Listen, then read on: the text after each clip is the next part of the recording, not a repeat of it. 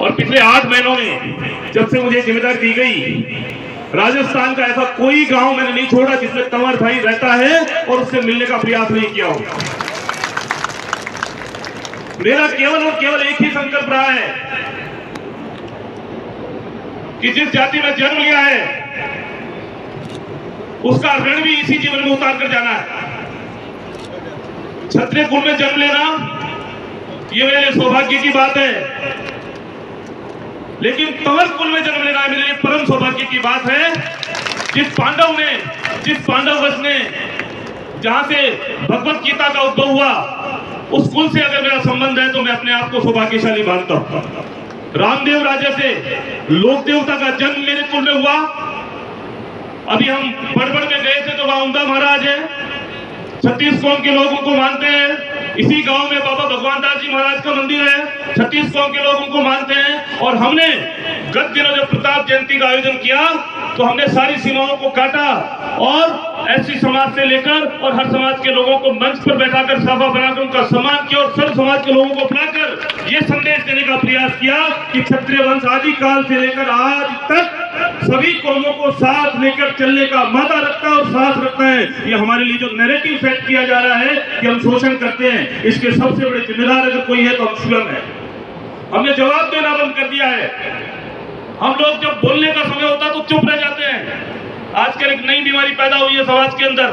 हम बहुत आसानी से हमारे नेताओं को, हमारे अधिकारियों को सीधे तरीके से टारगेट कर देते हैं। आप मानकर चलिए, जिस तरीके का सत्ता और संघर्ष चल रहा है, जिस तरीके की लोकतांत्रिक व्यवस्थाएं बदल रही है, उसमें आज हमारी संगठन की जिम्मेदारी बनती है कि जिन पदों पर संघर्ष करके ऐसे ऐसे क्षेत्रों से लोग जीत कर आते हैं जहां से राजपूतों की संख्या नगण्य है, अगर वो राजनेता अगर उन पदों पर बैठे और उनको अगर कहीं मदद की आवश्यकता हो तो गांव और कस्बे में बैठे हुए व्यक्ति की जिम्मेदारी बनती है कि जब उस पर कहीं संकट आए तो आपको उनके साथ खड़ा रहना होगा। आप हमेशा यही कल्पना करते हैं, यही आशा करते हैं कि वही व्यक्ति आपकी मदद करे और एक छोटा सा काम अगर वो नहीं करे तो आप उसके ऊपर आक्षेप लगा देते हैं। ये व्यवस्था हमको बदलनी पड़ेगी।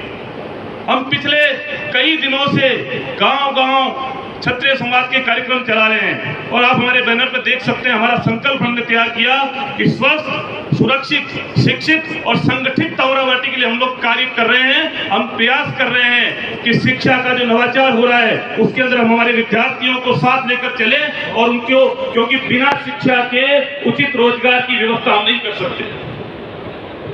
साथियों, कई बार हमसे लोग प्रश्न पूछ लेते हैं कि ऐसे समारोह की क्या आवश्यकता है, क्या इन संगठन वाले कार्यों से हो जाएगा। मैं गत दिनों की कई घटनाएं आपको बताऊं। माननीय रघुवीर सिंह जी ने उसको बहुत प्रयास किया। जब हम लोग एक संख्या में एक जाजम पर बैठकर कोई विचार मंथन करके उठते हैं तो आपके जनप्रतिनिधि हो चाहे आपके समाज के प्रतिनिधि हो, जब शासन और प्रशासन से बातचीत करने जाते हैं तो वो व्यक्ति अकेला नहीं जाता है, उसके पीछे 10,000, 5,000, 50,000 लोगों की भीड़ होती है। लोकतंत्र में काम कराने का तरीका यही है, इसलिए इन समारोह की आवश्यकता है। आज हम लोग जब तक एकजुट होकर नहीं साथ बैठेंगे तो इन शासन की, प्रशासन की नीतियों का, रीतियों का लाभ नहीं उठा सकते। आज हमारे बीच में इतने विभूति बैठे हैं। माननीय गुलाब सिंह जी जो सारथी एयरवेज के निदेशक है, दिल्ली से चलकर इस कार्यक्रम में आए हैं, उनका हम हार्दिक अभिनंदन करते हैं। हमारे बीच में हमारे भामाशाह रघुवीर सिंह जी तंवर बैठे हैं, जिन्होंने जो हमारी बिल्डिंग बन रही थी नीमका हमारे तंवरावटी के हॉस्टल की, तो उसके अंदर खुलकर पैसा दिया और 40-45 लाख रुपए खुलकर हमारी मदद करी और आज वो नए बच्चों के लिए रहने के लिए भवन बन गया। हमारे बीच में एक ऐसा नेता है जो 7-7 बार विधानसभा में बैठ के अपनी आवाज उठाते हैं और हमारे कुल गौरव का नाम बढ़ा रहे, राजेंद्र जी राठौड़। हमारे लिए कितनी गौरव की बात है कि हमको आपके दर्शन करने का मौका मिल गया और आपको हमारा दर्शन करने का मौका मिल गया। इसलिए इन समारोह की आवश्यकता होती है। मेरा केवल आप लोगों से एक ही निवेदन है कि जब जब आपके घर में क्या बात होती है, आप किस पार्टी की विचारधारा के व्यक्ति है, आपकी खुद का क्या मत है, क्या विचार है, ये एक अलग बात हो सकती है। लेकिन जब कौम की बात आती है, जब समाज की बात आती है, उस दिन आपको एकजुट होकर आवाज में आवाज दिलाने की आवश्यकता है। उसमें चाहे आपके आरक्षण की बात आ जाए, उसमें चाहे आपके कोई ऐसा कॉमन मुद्दा आ जाए। अभी विगत दिनों रघुवीर सिंह जी साहब ने मुद्दा उठाया था, एक रंजीत सिंह का हत्याकांड हुआ, उसके अंदर उस हत्यारे का पता नहीं लग रहा था। आपने लगातार, हम लोगों ने भी सहयोग किया, आपने भी सहयोग किया और उस हत्यारे का पता लग गया।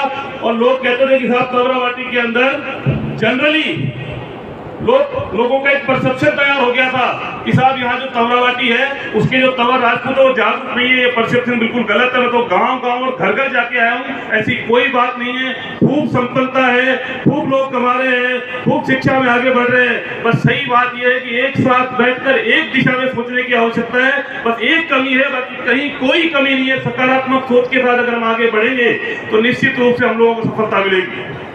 बार बार जिस पद पर मैं हूं, मुझसे कई बार ये पूछा जाता है कि राजनीतिक रूप से मेरा क्या दृष्टिकोण है।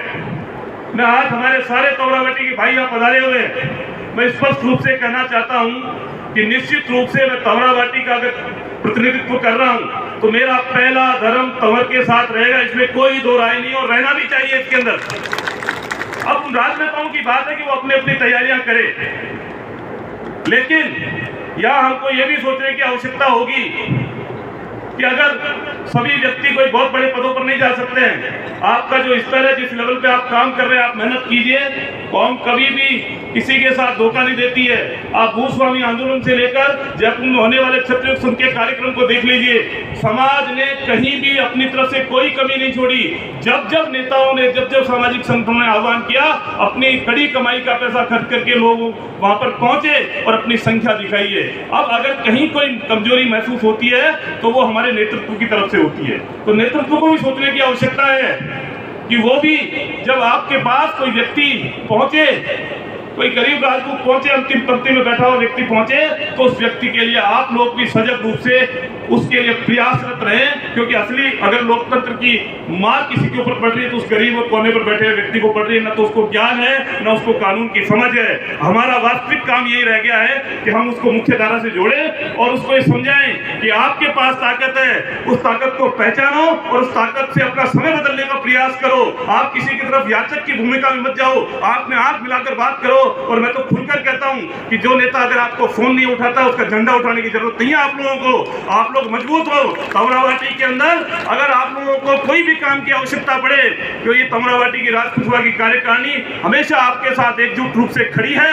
कहीं कोई व्यवस्था नहीं है, कोई किसी प्रकार का राजनीतिक एजेंडा हम लोग नहीं चला रहे हैं। हमारा केवल और केवल एकमात्र उद्देश्य है कि स्वस्थ, सुरक्षित, शिक्षित तमरावटी हो, संगठित तमरावटी हो, जय जय तमरावटी हो, विजय तमरावटी हो। और पूरे राजस्थान का जो सम्मेलन हम लोगों ने जयपुर में किया, आगे हम लोग पूरे भारतवर्ष में जितने भी तंवर समुदाय के लोग जिन जिन राज्यों में रह रहे हैं, आने वाले 6 महीनों में वो कार्यक्रम हम करने जा रहे हैं और आप लोगों को सबको उसमें आमंत्रित करेंगे। बस आप लोगों से केवल और केवल एक हम लोगों को मजबूती चाहिए कि जब जब हम लोग आपको आह्वान करें, आप लोग पधारें और हम लोगों को मजबूती प्रदान करें। धन्यवाद, आपने मुझे समय दिया और मुझे सुना, उसके लिए बहुत बहुत धन्यवाद।